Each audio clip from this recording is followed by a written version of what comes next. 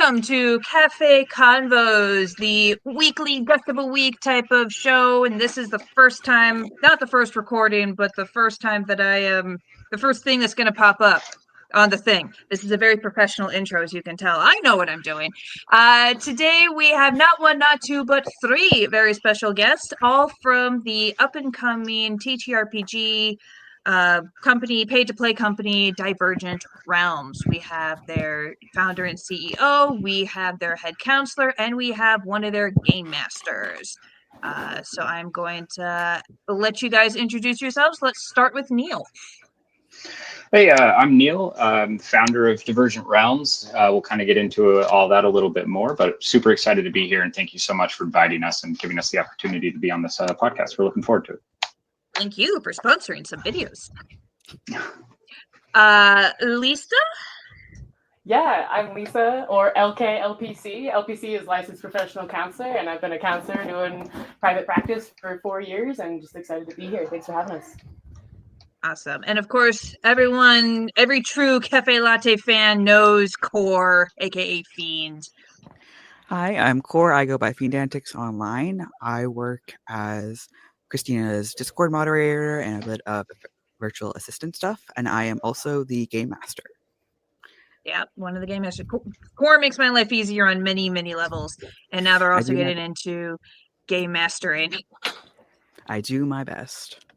And it is very much appreciated. So, Divergent Realms, what the hell is that? Why should we care?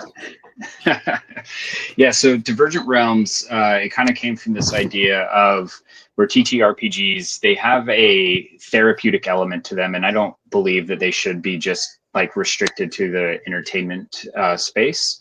So the idea is that we have Lisa, who goes through and gives all of our game masters a level of training so that they understand what neurodivergency is at its baseline. That it's obviously such a large field that we can't really like make everybody masters of it, but so that there's a basic understanding so that the neurodivergent people that want to come through and play our games can know that they're being held in a safe environment. One of the ways that I kind of like to put this is we may not know exactly what you're going through, but we know what it's like to be misunderstood for something that we're going through. And so we make sure that there is a safe place that everybody can be themselves and not have to worry about socially masking to get through their day. So it's a pay-to-play gaming community by and for neurodivergent nerds. Yeah, that's a really good way to button it up. I would just add on to it allied. You don't have to be neurodivergent to be a part of it. Not all of our game masters are, and not all of our players are. We just brought in somebody who it's a teenager, and his family just wants to learn how to support him more. So they're actually starting to play now to learn to support their son and family member a little better. That's really sweet. That is really sweet. Right. Yeah, no, I got started with D&D. I'm, as to my knowledge, I'm neurotypical, but I got suckered in by my family too. So I do understand that aspect of it. Lisa, you're the head counselor. You're doing all the training here. How did you get involved in this?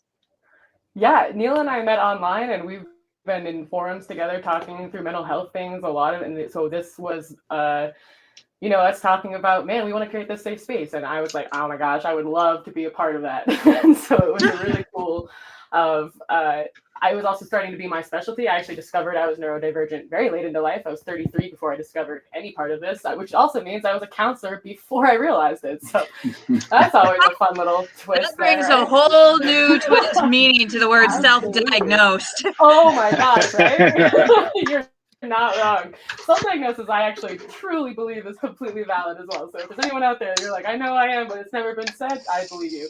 I do. So there's a lot of things here that we're just about also recognizing the traits that can exist and not having to have a label for it, but just having a space to let that be something we can explore and adapt and respond to without shaming away. And it's been a really great space. And so I combine a lot of brain science, somatic, just body therapies that help people feel calm and help their neuroscience feel like they can be present in this space. Because a lot of that time, it's what's happening is we're just overwhelmed and our neurology is just overriding all of it. So for me, it's giving people the tools to help see what they're noticing and then help them allow that reaction, but help them hone it in a way that they can learn from it instead of feel overwhelmed by it. Gotcha. Now, Core is actually the one who told me about this. You guys had hired them as a game master, and then they let me know, like, hey, Nick, video editor, you got my video editor too. Nick and I are involved in this. Can you help us sponsor it, maybe? And so I just wanted to ask Core, how did you get involved, and how? I know you guys just got started. How have you seen on the game master level this play out? Nick actually introduced me to them. He messaged me and he's like, "Hey, you're like a jack of all trades. You'd be really good at this." And I was like, "Oh, thanks." Because I was looking to get into the TTRPG space more because I like to design games and things. It's like one of my really big passions. And so when I joined in, and they're like, "Yeah, you're free to run your games how you'd like. You can make your own home brews. We'll support you fully," and all of that. It was like, this is like a dream come true. Nice. Very nice. Yeah, I know you like enjoying games. You made the CaFae Latte RPG, which is more like almost like a CaFae Latte skin for a D&D world due to the time. Sorry, I cannot talk right now. Jesus. It's more like a CaFae Latte skin for a D&D campaign. But the test subjects that we've run through, that is the patrons who won the giveaway, seem to like it so far. In fact, we did have a Patreon question. If you would like to ask future interviewees questions through CaFae Convos, become a patron through the link down below. But who pitched the idea of using the world of CaFae Latte as a D&D setting? How did that conversation start? For me, it was like a bunch of people in my comments going like, when is there going to be a CaFae Latte game? Like, I want to play something like this. And then this literally fell into my lap. Core, how did it start for you? Very similarly, where in the Discord and in comments, I saw a lot of people being like, "Hey, this would be really cool for like a D&D session." And then for a little bit there, we had something similar going in the Discord, but the DM that originally was doing it fell through, and there just wasn't enough like resources to put into it, that kind of thing. So when I was able to start with Divergent Realms, it really gave me like full go ahead to be able to put all my time and energy, not all my time and energy, but a lot of my time and energy into more than I making it. was able to give at the time, which is why you were spearfishing the project. I'm just like, I can't right now. Core, fix it. So yeah, a lot of people were like, "This would be really cool," and I was like, I agree. And I was surprised by like, because we asked potential players, would you want like the more chill slice of life, you're running a cafe type of game, or the more action adventure-y kind of darker stuff, which is the book and the types of campaigns that I usually run. And I was surprised to find that chill slice of life won that by a landslide. Is that like, Neo, Lisa, is that something that you typically see? Like, do people tend to prefer chiller campaigns in this community, or is it just us? I mean, I think it's just you guys, to be honest. Which honestly, though, I think it's really cool because it shows like the community that you're building.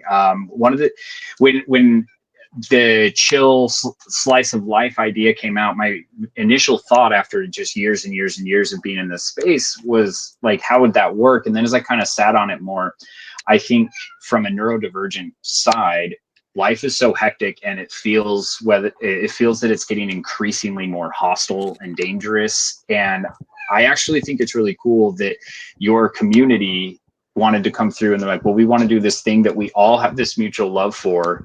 And we also just want to kind of like cool and hang out. It wasn't we need to vent out anything. It was we just want to exist happily in an area. So I haven't seen much of that before, but I think it's awesome.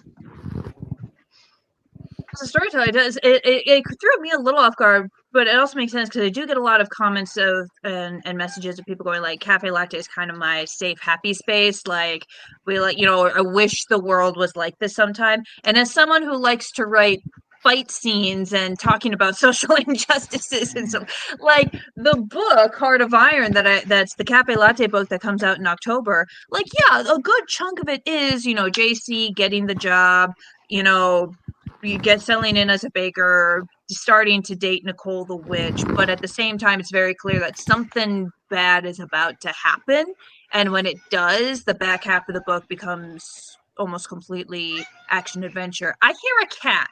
Who has the cat? That's probably me. Yeah, that's me. She snuck in.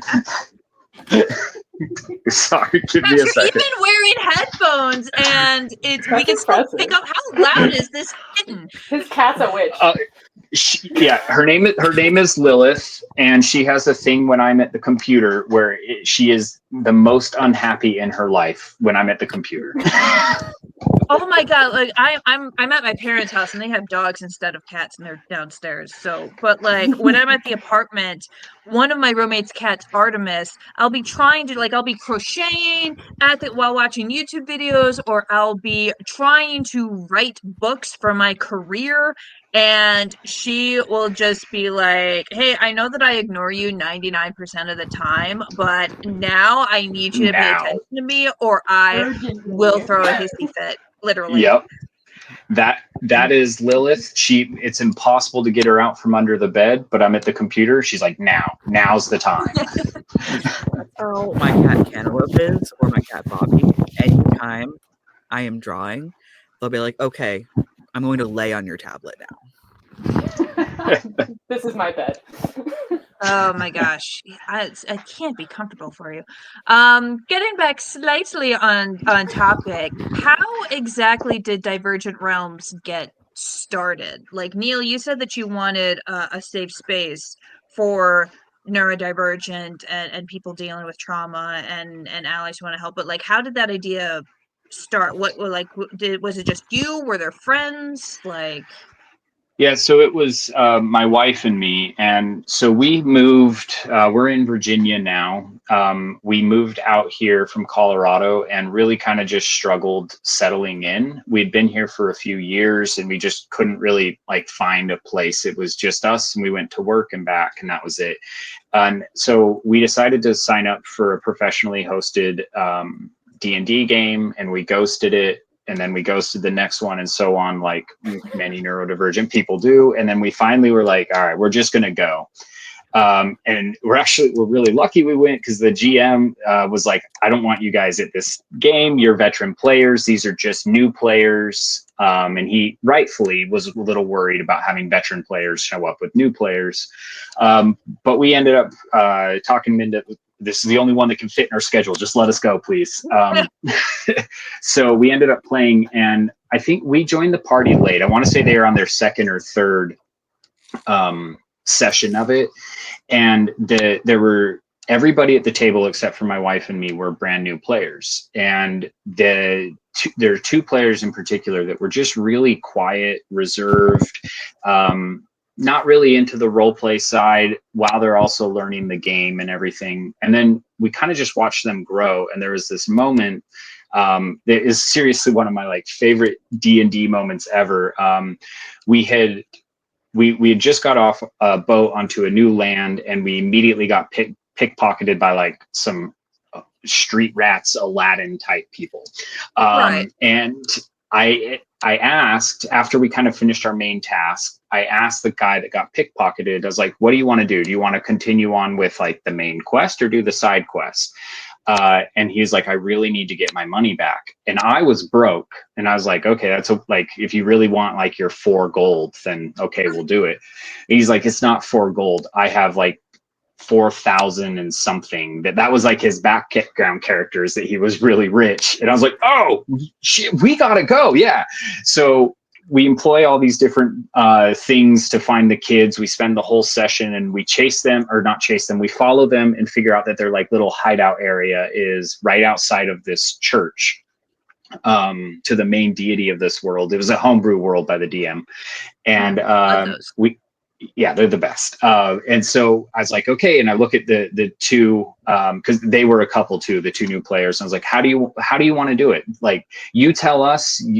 I'm trying to walk them through, get them to think the role playing bit.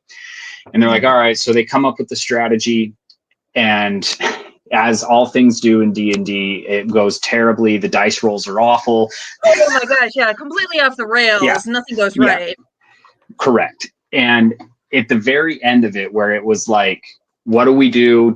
How dedicated are we? Because this is a bunch of kids. Like this, like what are we doing here?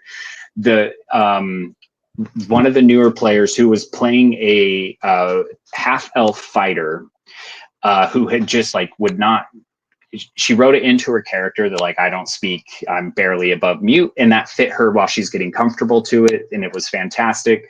But she wasn't a very loud player even in her actions. And the kid that had pickpocketed us ran past her, and she grabbed him by his hair, picked him up, and then just removed his head from his body and threw the head at the rest of the orphans and said, give me everything you've got. And it was the most unexpected, magical moment with this quiet woman who's just like, give me everything you got, and hurls the head of their friend at all these orphans.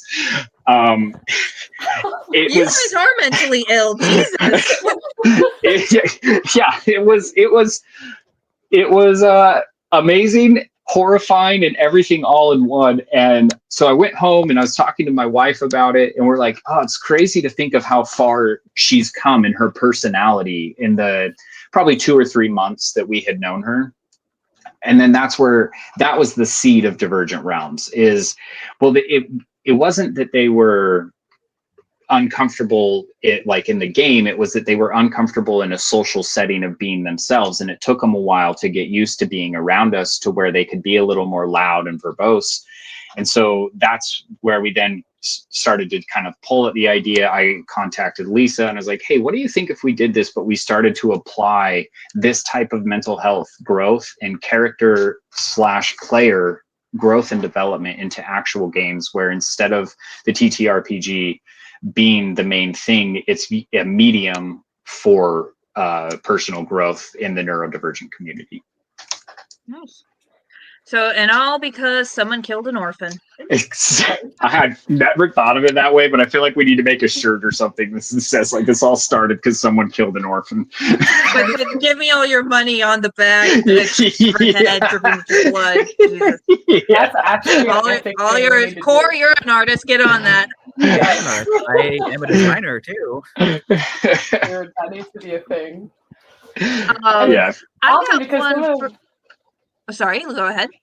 I was just gonna say, and when we started talking about how to combine like the world of creating safe spaces and the D&D worlds, it was a really cool thing, because as in the brain science world, it usually takes 400 reps to build like a new brain synapse, unless you're having fun, and then it takes about 10 to 20. So if you can make fun spaces that are healing and like enjoyable for neurodivergent people, you're actually helping them heal just as they're having fun, as they're connecting with people that would take 400 reps in the real world. We'd be like, oh, I enjoy this. This is a thing I can do now. It takes 10 in a world where we're having fun and enjoying ourselves. So for me, it was immediately like a healing possibility without even having to try. I did not know that. That is absolutely astounding. Fun facts, right? Yeah, seriously. Gamifying things works more because you make it fun. Exactly. That makes exactly. Sense. It's also why sports can be good, because it elevates your nervous system, and you get the reps of I can be elevated, but I'm not in danger. Because our bodies don't know the difference between like that my assignment's due tomorrow and that lion is chasing me and wants to eat me. Our nervous system reacts the same way, especially for neurodivergent people. Our nervous systems are actually hyperactive. And I say hyperactive not in like they're too much, but in that they are a more sensitive machine. They're getting more data, so they get triggered more often. So if we can just like create a world where we allow those reactions to hit us, but then give them space to like live through them, and now we've reminded their system that I can have these emotions and still be safe. And that's a lot of times not something that we feel in our normal neurodivergent lives as we're embracing a neurotypical world. So it's really hard to find those spaces. Alternatively, you could just release the tigers on the neurotypical kids and level the playing field. Then they might I think that would have done really well against the tigers. Then they might Better than I actually did in my understand English like the class. level of anxiety we feel too. Yeah, one That's how I tiger feel all means the it's time. okay. If you got like 10 tigers, like, oh shit, Billy had a panic attack this morning, didn't he? Yep, exactly. Experience this. Bouncing off of that, another Patreon question, Lisa and Core. Why is it important to you to create a specifically neurodivergent friendly TTRPG space? What is, and it's like it's almost a joke in the D&D community that we are all, you know, neurodivergent and or queer and or just plain old depressed. And I only hit one of those, but it's like, so it's like, it almost, I don't want to say it feels redundant, but like, why was it important to create and be a part of a TTRPG space that, you know, is very forward in front of like, this is for neurodivergence? Corey, you want to go For first? me, yeah, thanks. For me, I grew up in like a very conservative household. So Mm. I didn't have that space of being around people who are also neurodivergent and like understand my experience and are accepting and welcoming of it. So to be able to combine that space with a hobby that I really, really love was really important to me because for me, D&D is generally a much less judgmental space. You can express yourself and you can do all these cool things you normally wouldn't be able to do. And it's really nice. Absolutely. And kind of for the exact reasons you just said is we're already here. All of the neurodivergent people like flock to this space already. So it was instead of like if you build it, they will come. It was genuinely like, they're already here. Let's build this. Because this is obviously something that they want. This is a space that they enjoy being in. And if we can make it, as I also say it too, a lot of the social dynamics that we think of as social interactions are neurotypical social interactions. So when I teach social skills to people, I make very sure to differentiate whether I'm teaching a neurotypical social skill, which is just as valid, or a neurodivergent social skill, which is just as valid. So it's not that we all should be trying to look neurotypical. So when we get to make these spaces where we get to define the social interactions, we get to make it a space where it's their natural like language instead of one that they have to try and adapt to. I remember fairly recently there was this study where they were, you know, testing the communication skills of, I think it was mostly the autistic community. And it was like when two neurotypicals are talking to each other, they communicate fine. When two autistics talk to each other, they also communicate totally fine. It's when the neurotypical and the autistic are trying to communicate with each other that they have problems. And what I thought it was like, oh, so it's just they're just speaking another language that we're not necessarily fluent in. It's not that they're bad at communicating. It's that we, you know, we as neurotypicals and are bad at communicating with the, you know, the autistic community at large and vice versa. It's a translation issue. Exactly. And they actually call it like a neurotype conundrum. Like it's not just autistics don't understand others, it's both. We don't understand a different neurotype than our own, basically. So that's exactly what it is. It's not about trying to say we should do one or the other, but there's also the analogy that people use a lot of neurodivergent people if you don't realize you're neurodivergent, which most of us don't know until we're much older, you learn neurotypical language, but you like speak it with an accent, quote unquote.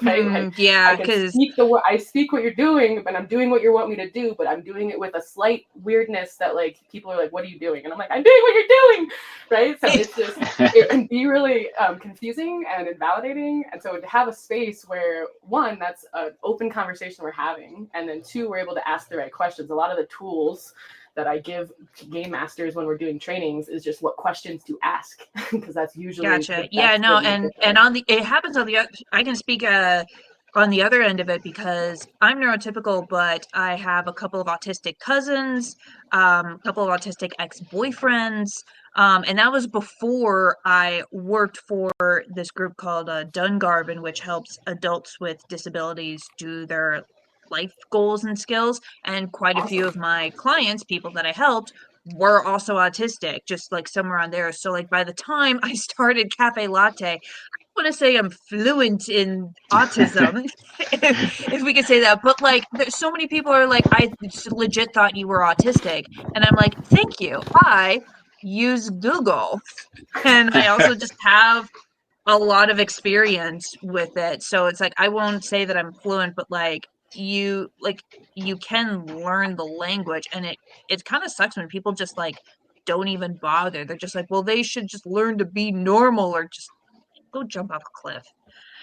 Yeah, what's normal? Because I describe neurotypical as I use rainbow brains as the analogy in my private practice. Is where everyone's a rainbow, like a color of a rainbow. But we don't look at blue and orange and be like, orange should be blue. Blue's a better color. All this should be blue. Right? So same thing with brains. We need to embrace that there's different colors of brains, and orange is not better or worse than blue. But I do mean that blue is neurotypical, and if you think about the rainbow, there's a lot more colors besides blue. So I do think that the ratio does shift that neurodivergence a little bit of a misnomer here. Gotcha. Unless we have the expectation that blue is the blueprint, you know. Get off my channel. That's fair. You mentioned, we talked about how the neurodivergent people are, it's not build it and they will come, they're already here, so let's build something specific to them. One of the patrons have asked, why do you guys think that neurodivergent people are drawn to TTRPGs? This person had liked them for quite a while now. We'll flip it back to Neil, since you seem to have the most TTRPG experience. Why is this a space not just that nerds in general are drawn to, but neurodivergent nerds in particular? That's actually a really good question. It's pretty deep and got me thinking already. I think that it's because, so I should have said earlier, I have OCD and then haven't ever actually been diagnosed with autism, but I'm probably in there too. And then a few other things, but OCD is the prominent one that I have. And I think what it comes to is, just speaking from my experience, OCD is about making sure that your pens are in the right order. Yes, there is a degree of that, but it's the obsessions and the compulsions that can really kind of start to dominate your life, and how points that can even start to become pretty dangerous, but at the very least, just very uncomfortable. And so being in the TTRPG space, I'm able to just kind of go in there, and especially if I'm with close friends, people that I trust, I'm able to not have to worry if I'm getting hung up on something, or if I'm having these different symptoms and side effects that come through, because I'm not me. I'm whatever character it is that I'm playing. And so it's kind of become trendy, I think, through TikTok mostly, but people to talk about intrusive thoughts. And it doesn't bother me when I see intrusive thoughts win, but it also is I don't think you know what intrusive thoughts are. Intrusive thoughts aren't, I should eat a whole cake. Intrusive thoughts are, I should shove this random person in front of a bus. No, don't. And then this whole argument that goes through with that. And so if I'm playing as a character and I have this intrusive thought of it, I don't have to feel guilty that Neil is thinking about shoving somebody in front of a bus, but instead it's this character. And then I can just kind of go through, and when I come back, I kind of get that cathartic feeling of going through those thought processes without actually doing any harm to myself, and of course to anybody else. And I would imagine that if you pick any of the other flavors of neurodivergency, it would be very similar. Not to hijack it, but Corey, you were kind of nodding at one point. Do you have any thoughts on that? I also have OCD, so I relate really heavily to that. And it's also really nice to be able to do things that aren't necessarily bad but are frowned upon by society. So I want to go to this fight ring, or I'm going to pickpocket this person, and it doesn't actually cause any harm. It's just a fun little thing you do in a game. All bets are off. You just have a safe space to be a silly little guy. Yeah. Gotcha. Yeah, I've become over the... I was just thinking, it seems that's because a lot of neurotypicals feel the same way too, but the thoughts that, the quote-unquote intrusive thoughts, aren't as strong. So the need is not as expressing for us. I think that might be the There's also difference. some brain science to the like neurology of neurodivergent people and how we use imagination to fuel actual self-care genuinely. So there's like a neurological benefit to the imaginary worlds that neurodivergent people create. And there's like, so when you see like kids like staring off into space and they're just like creating in their own space, there's actually studies that neurodivergent kids need that time. Like if you're like, no, write it down, write a story, turn it into something, they're like, but I'm creating in my head, right? Like this is what I'm doing. You got to create it in your head before you write it down. Otherwise, you're like, what are you going to write?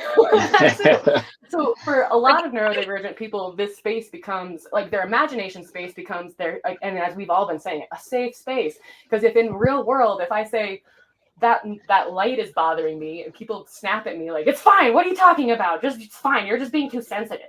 I'm never going to say this again. I just now got feedback that this is not a place for me to be able to express what I actually need or want here. So if I can express that, and as we're saying in a game, it could be something small, I'm allowed to say it, and then nobody's going to attack me for feeling that, or saying that, or doing that. And again, this is going back to the neurological, building neurons and building like synaptic bridges in your brain. Right now, your brain is wired to, this emotion means I'm going to get in trouble. But if we can wire this to, I'm allowed to have this emotion and I can express it. Now I've wired my brain towards healing again. Yeah. No, it like it feels similar with being queer, where it's like you're testing the waters almost a little bit. Like, is this a safe space? Worthy. Absolutely. Exactly. And if someone's, like I'm aromantic asexual, and although sometimes I don't want to explain just what that is, and so I'll just say that I'm queer. And so like, and it largely just depends on like, okay, how how willing am I to have a conversation about this type of thing, to are they going to get it, are they not going to get it, are they going to fight me on it? Like there's a reason I haven't even come out to my grandparents yet, because I know they love me, but they'll just like, it's just going to be a fight, and I exactly. And you're naming the little micro traumas that wire our brain to be like, it's easier to avoid this, and then that becomes our MO. And now we haven't gained the ability to know that it's not actually a thing we have to hide it when we need to stay safe, but it's not something we need to be ashamed of, right? Yeah. All right, I got one for Neil and Core, the professional TTRPGers. Someone on Patreon asked, any advice for those just starting TTRPGs? I've wanted to play for a while, but it's a bit intimidating, especially since all of the TTRPGs I've been able to find are mostly well-established groups with experienced players. Court, you want to jump on it, or you want me to take it? I have a little bit to add, but it's Sure. not a whole lot. Your local library or local game shops may have a club. My high school had a D&D club, and that's how I originally got into D&D. And it was all novice people, so no one knew what they were doing. We were just figuring out as we went. And the club Just at my a second, library, Core. Whoever's typing, please mute yourself, because the mic is picking it up. It's me. Sorry. and then I like really seriously got into D&D once I started working at my local library, and they had a D&D club that I helped run. And so it was like all newbies there and everything, and a couple more experienced players, and it's just, you hit the ground running, you're learning as you go, and no one's judging you for that, because it's an inclusive, welcoming space. That's like, it's what it's there for. And generally those clubs like that are free, so they're a good way to test the waters and like figure out how you like to play and everything before you go on to do like a more professional pay to play session, for example. Yeah, that does make sense. There's also, honestly, I would recommend looking at Reddit. Reddit has some pretty good subreddits for it. That's what I was typing for, is trying to look them up. So beginner D&D is one, and then there's another one that I will get later if you want to put it like in the subscription. But they are really good sources of where people can come through and just kind of ask the general questions. But one of the things that you'll see is people kind of, and it's not super common, but they'll also be like, yeah, I'm available Tuesdays, you know, at this time, and you can put together a small group that way. What I would be interested is if the person that asked this is interested more specifically in learning to run a game and be a game master or be a player, because I think that the fork goes down, like there's kind of like to find a group to play with is one way to learn. But if one of the things that new groups struggle with is, well, somebody's got to run it. And that DMing is very daunting. Yeah, and that's not an easy task. And so on that one, there's a subreddit called the DM Academy. They'll kind of help teach you and go through things if you've got questions. But the best one is honestly YouTube, to just kind of watch anything there. Go to the different D&D subreddits, and then shameless plug, for $1 a month, you get access to our community, and we have professional GMs who exist, who their sole purpose is to help with that. We had a guy not too long ago who needed help with his daughter. I want to say she was 8 or 9 years old, and is neurodivergent, and needed help trying to focus on something that, like with the therapist they were working, or something to that effect. And he wanted to try it through D&D, and it was kind of cool to see this all come through, because he's got a dozen professional GMs who came in with years and years of experience of, oh, well, you could try to implement this, and let's play this, and start plugging those parts in that helped him be able to run through everything. I don't think he followed up with the community, but he DM'd me about 2 months after, and he's like, hey, I've been doing everything that came through, and it's been really helpful, and we're starting to see the growth that we wanted to see. So that is, yeah, that was a very good win story for us. But for free resources, YouTube and Reddit are honestly the best ones, or the library's great. Plug for all libraries. They're always great and always go. You know, and if you're in a school, I mean, my brother is also a counselor, Lisa. He's in fact, he's a middle school counselor, and more power to him. He helps run the school D&D game, and it's like overbooked. It's been a whole family thing. Like, I got involved, like my brother found out about it, and he asked my dad. Let's see here, I was 13, so he had to be 9. And he goes to our dad about it and say, hey dad, there's this cool thing I just found called Dungeons and Dragons. And of course, my dad, who grew up in the 70s and 80s, played first edition, and my dad was just like, God, I'm gonna have to DM this, but I don't want to say no to my son if he's really excited. So you know what, it needs to be more than 2 people. Christina will say no, so he tells my brother, ask your sister, and if she says yes, we'll do it, but don't like push her into it. If she's not interested, then she's not interested. So my brother goes up to me and he says, hey Chris, there's this cool new game called Dungeons and Dragons. This is when 4th edition was just coming out, so I guess it was technically new. Dungeons and Dragons, and like you get to be an adventurer. And I thought he was talking about computer game, which I'm usually not into, but the way he pitched it to me, I'm just like, you know what, that sounds really, really fun. Let's do it. So my dad is now just like, God damn it. So he had to deal, and we got the hang of it very quickly. The way it was, if it was just the 3 of us, he would DM and play one of the player characters, and my brother and I would each play 2 characters. So we were picking it up very quickly that way, and got to experience, like, you know, more like my first characters were a cleric and a ranger, and then I had a warlord, and it was a 4th edition defender class called Warden, which is basically fighter plus druid. And then she perma-died, so I had to replace her with a paladin. And so, like, we were able to get, like, you know, have a lot of variety with it. And then my brother, who's always been way more extroverted than me, started inviting his friends over to play. And now we've been playing, like, the same, like, me, my dad, my brother, we've been playing in the same group with a bunch of my brother's high school friends for like 15 years now. We're so cool. halfway through the current campaign, which has rotating DMs, allowing each and every person to do it, which is really fun. Yeah, that's how I got suckered into it. It was like I misunderstood my brother's pitch, but it ended up being more fun that way anyway, because it wasn't a computer game, it was in real life. And when he corrected me about that, I was like, oh, so it's like a board game? Like I never played a TTRPG before, so it was all very new to me. But he's like, that's one of his main creative things. We lost Lisa. Oh, no. That's one of his big things, and my dad's big creative outlet too. Is they'll both go into Dungeons and Dragons as a game master and create these whole campaigns. My brother especially loves homebrewing it, blatantly stealing from the Alien franchise for this current Yeah, one, but it awesome. works. Well, yeah, no, it's like it's Oramites, not xenomorphs. They're xenomorphs. They just don't need acid for blood, and instead they have like magic gold that they can create. All that jazz. That sounds We'll fun.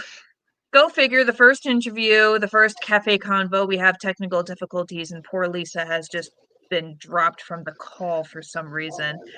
We'll keep going and hope she comes back. I was gonna say she's usually pretty good at coming back. All right, sweet. So the next Patreon question, actually the last Patreon question specifically, is someone asking, I was wondering if you had any advice for overcoming RSD, rejection sensitivity dysphoria, in getting started playing. I've only played a TTRPG once. It was a one-shot and I did not feel prepared, was not close to the DM, and had a bad time. The idea of finding a group to play something with sounds daunting, let alone knowing what kind of game I'd like. Any advice? Yeah, that's tough. And where I was saying kind of like the reason the catalyst to Divergent Realms was that very thing with my wife and me. Even though we had each other, it was still just intimidating to show up and go through all of that. And that's why we ghosted probably 3 or 4 games before. So it is a real thing. The best advice that I can give in the real world is to find at least one, preferably 2, but somebody that you just feel really comfortable with, and whether or not they have a good knowledge of the system, is to just try playing, pick who wants to run it, and just try to run through it. I personally would recommend 5e if you're getting started, because I think that D&D 5e is just the fastest and easiest thing to pick up. Agreed. Not 4th edition like what I got started with. No, yeah, we really went into the deep end with that. Yeah. Lisa, Yeah. you're back. Yay. Sorry about my internet. I'm back. Oh, it's fine. We're just on the last Patreon question. Someone asking for advice on overcoming RSD, rejection sensitivity dysphoria, and getting started playing. Awesome. I love that question because that's such a real thing, not just for D&D, but in general too. But Neil, you look like you're about to go. Go ahead. Say what you want to say. Well, I think you'll probably have better feedback than me, Lisa, but the last thing that I was going to say on it is just that it's really important to establish the boundaries ahead of time. And so with the RSD and going into it, establish a boundary, whether it be somebody that you know really well, or like me, somebody that you find at the local card shop, of like, hey, these things make me uncomfortable, and just talk to them about it, so that the limits are kind of already known and determined ahead of time. I would really encourage that, but other than that, Lisa, you probably have better feedback than I do. No worries. And I love everything you were saying about like finding your community. I say it's like finding friends. Like, go where you're wanted. They will say, we want newbies. We want you here. And if you have to fight your way into a friend group, they're probably not your friends. I am the same thing in here. You don't want to fight your way into a group that's not looking for new members. So like, go to where you're wanted. Is like, as I would say to all like neurodivergent people, even about making connections in general. The other thing in that is, for me, using some of the like analogies that I use in sessions to talk about how RSD, like the very term RSD means there's a dysphoria, right? It means that my body amplifies this feeling. So like the idea that like I'm going to be uncomfortable needs to be something I'm more comfortable with as well, is also my cue here. Like it's kind of like accepting, yes, I'm going to experience that a little bit, but that actually doesn't mean I can't go. And for me, I use the analogy of it's like a big dark forest. So I have like this tapestry on my ceiling with all these trees and it looks like a big dark forest. And I ask clients, like, if I say to you that, if you say to me, I'm scared to go into that forest, and I'm like, no, we're fine, let's just go, you are now more scared to go in there. Like, that is not a safe space.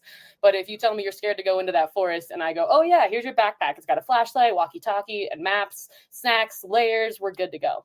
I've actually validated that you had a right to be afraid, though. I told you there's actually things in that forest that could come up and we'd have to deal with, but then I told you how that we can handle it. And so for me, that's the same thing with understanding that RSD is one of those fears in the forest. It's real, it's there. But I take that big breath, because when you breathe, you actually light back up your brain when it starts to shut down from big emotions. So RSD is one of those things that I connect to. We have to be able to experience it, but that's also our chance to rewire our brain to understand I can feel this and I can be okay as long as I have the right tools, right? I'm not telling you go into that forest naked. I'm telling you get the right tools and then you're going to be ready and prepared. So for me, it's also about knowing what helps us when we start to feel uncomfortable. So even right now, I'm holding fidget toys. Like, I'm spinning things, I'm holding this stuff. I've got a drink next to me that I can sip on. There's things in my room, like I said, the tapestry, and there's lots of little fidgets around me. So there's lots of cues and smells as well. I even have a candle lit and again, all of these are grounding my physical brain as I'm feeling an emotion. So again, it's not that we're going to try to find a space where you don't experience any RSD. It's more we're going to find a space where you can work through the RSD in a safe way. Also, Core? baby steps. Be patient with yourself. It's not going to happen just in one session. It takes time to like get comfortable and build up that comfort zone. Yeah. Can't relate, but that's definitely very valid advice. Those are all the Patreon questions. I have one final question for all of you nerds.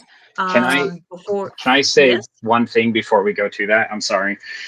Sorry to interrupt you.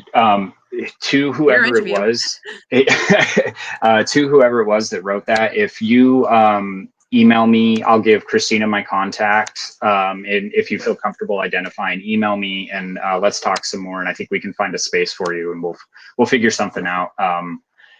Christina, you have my email, but I'll give you my contact for them to get a hold of me. And Divergent Realms information is going to be linked in the description of this video, so they're going to be very easy to get a hold of, and like, they're designed by and for neurodivergent people, so it's not going to be any trouble. This is literally what they're for. Yeah. But if they feel comfortable identifying themselves, then say, hey, I'm the one that asked the RSD question, and we'll work with them and see if we can find them. Not if we can. I know we can find them a space. So yeah. Well, my final question to all of you guys is, what is your favorite character from an RPG that you have played?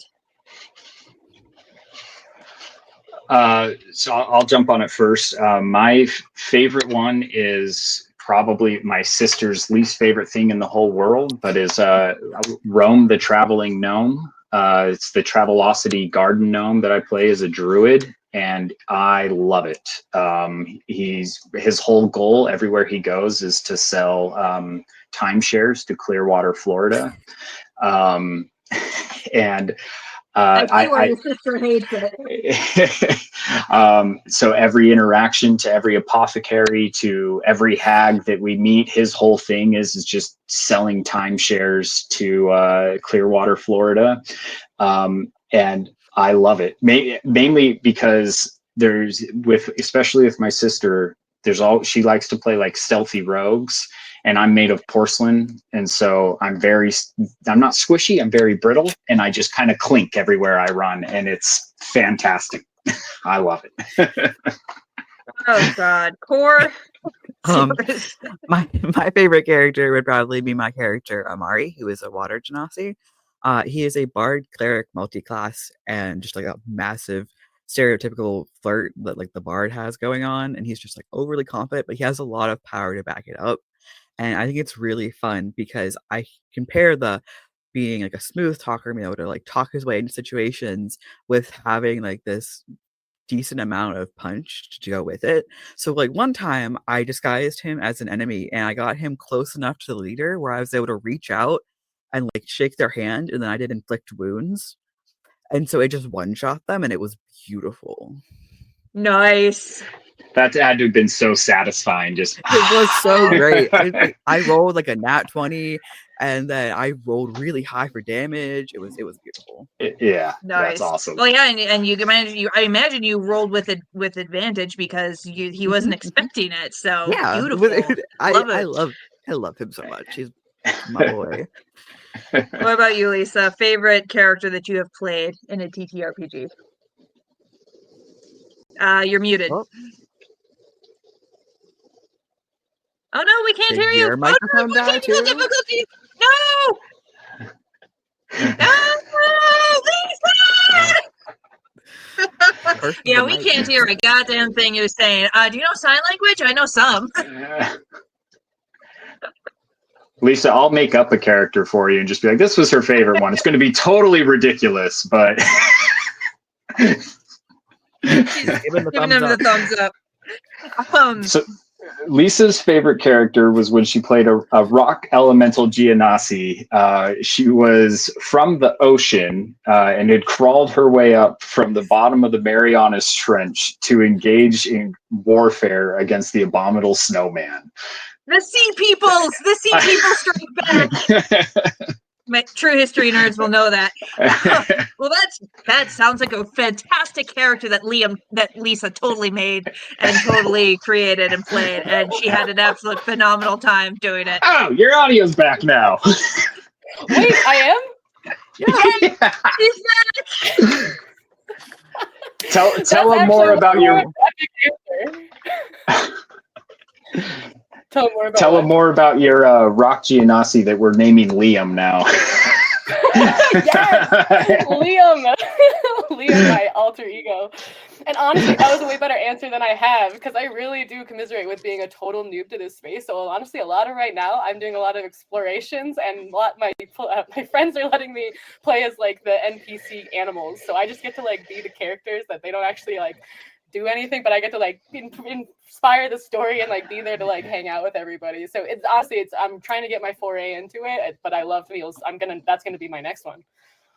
There you go. There you go. As soon as once you have like an actual PC that you can play, Stone Genasi crawled up from the ocean for warfare.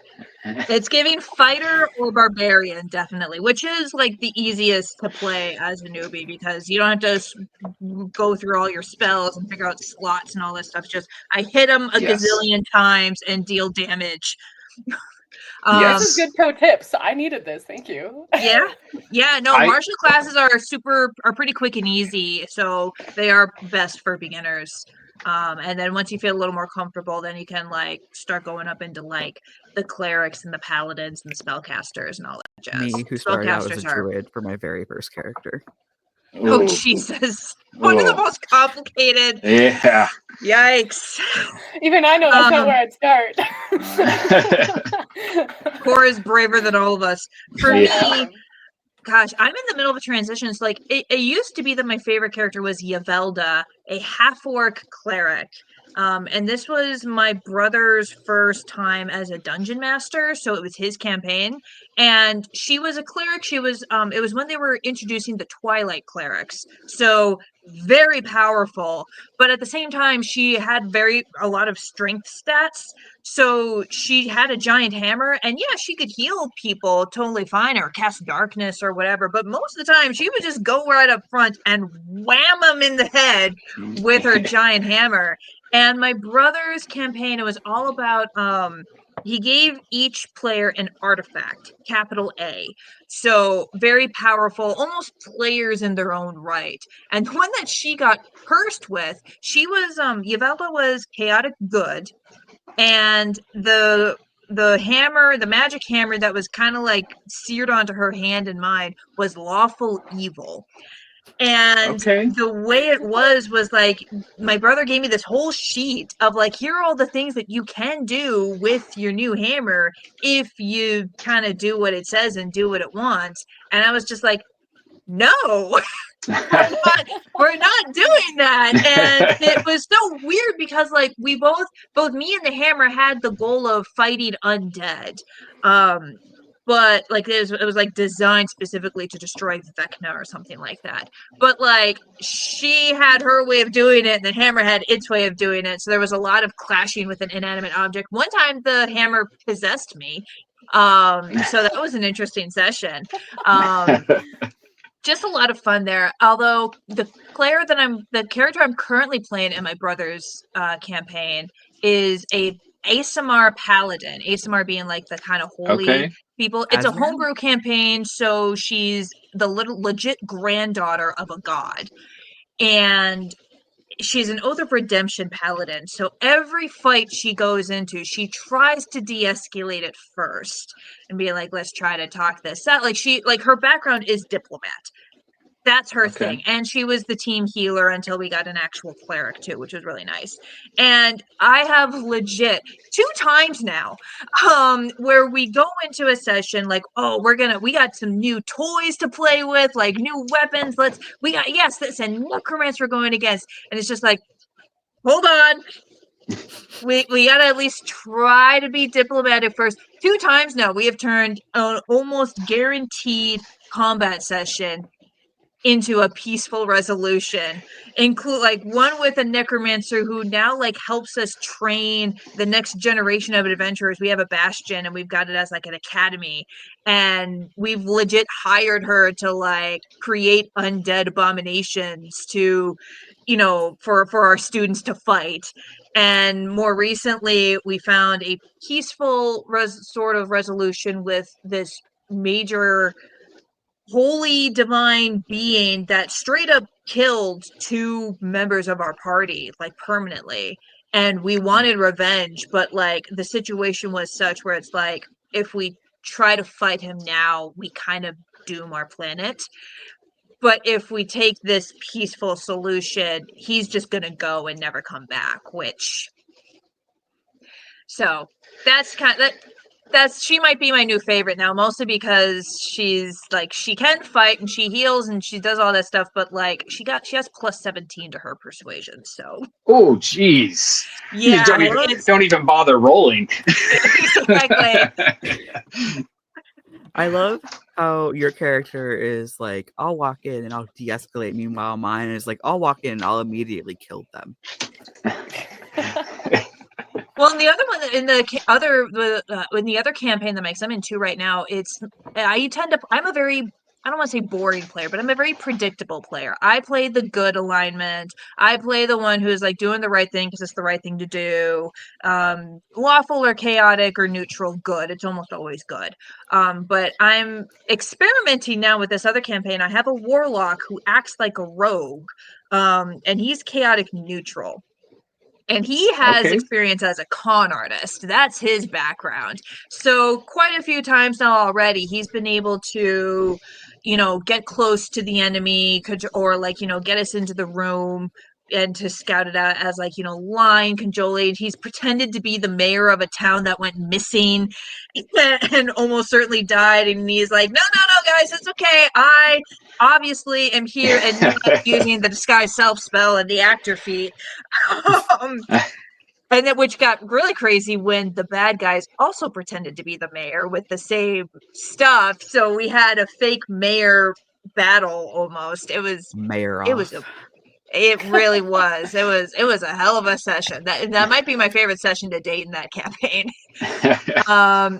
All right, we've been yapping for an hour. We all have stuff to do, so I am going to say thank you so much for coming to my channel and talking about this. If anyone is interested in joining or checking out Divergent Realms, they're linked in the description. There is a promo code down there too. Hopefully Neil will have correctly spelled my name for it. It's fixed. My dyslexia got me.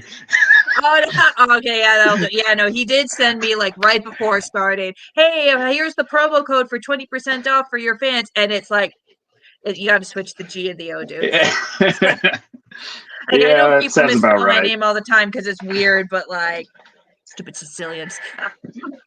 It was all dyslexia. I stared at it. You said to fix it. And I was like, it's right. I stared at it for like 10 seconds. I'm like, that's what it says, and I had to kind of like, nope. All right, I got it.